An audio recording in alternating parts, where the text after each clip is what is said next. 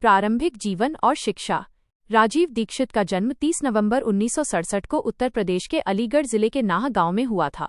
उनके पिता का नाम राधेश्याम दीक्षित और माता का नाम मिथिलेश कुमारी था। बचपन से ही वे कुशाग्र बुद्धि के थे। उनकी प्रारंभिक शिक्षा फिरोजाबाद में हुई, जिसके बाद उन्होंने उच्च शिक्षा के लिए प्रयागराज, इलाहाबाद का रुख किया। उन्होंने एमटेक की डिग्री हासिल की और कुछ समय तक वैज्ञानिक के रूप में भी काम किया।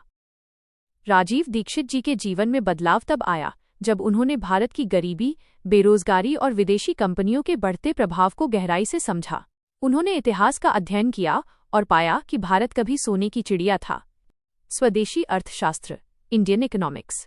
राजीव भाई का मानना था कि भारत की गरीबी का मुख्य कारण यहाँ का पैसा विदेशों में जाना है। उन्होंने एक गणित समझाया था। अगर 130 करोड़ भारतीय 10 रुपये का भी विदेशी साबुन खरीदते हैं तो रोज करोड़ों रुपए देश से बाहर चले जाते हैं।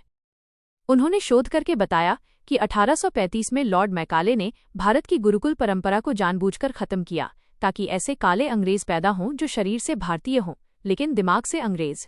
वे चाहते थे कि भारत में शिक्षा मातृभाषा हिंदी और क्षेत्रीय भाषाओं में हो।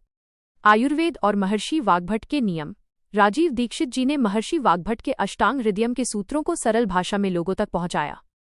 उनके अनुसार स्वस्थ रहने के 4 मुख्य नियम हैं। 1. पानी पीने का तरीका। पानी हमेशा घूट घूट करके सिप सिप पिएं और कभी भी ठंडा फ्रिज का पानी न पिएं।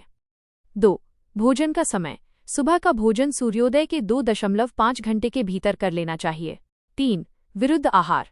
कभी भी ऐसी चीजें साथ न खाएं जिनकी प्रकृति अलग हो, जैसे दूध और प्याज। 4. मिट्टी के बर्तन। उन्होंने एल्यूमीनियम के बर्तनों का विरोध किया और मिट्टी के बर्तनों हांडी में खाना बनाने की सलाह दी। कृषि और जहरमुक्त खेती।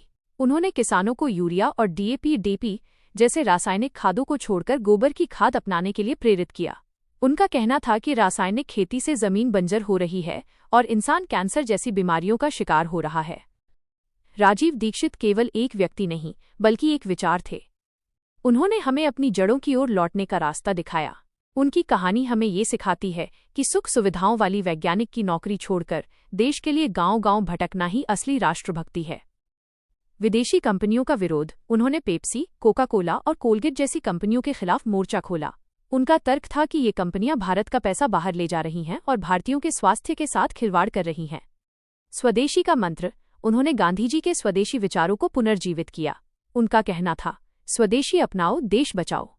मेरा तो एक ही सपना है कि भारत फिर से सोने की चिड़िया बने और पूरी दुनिया को ज्ञान का मार्ग दिखाए।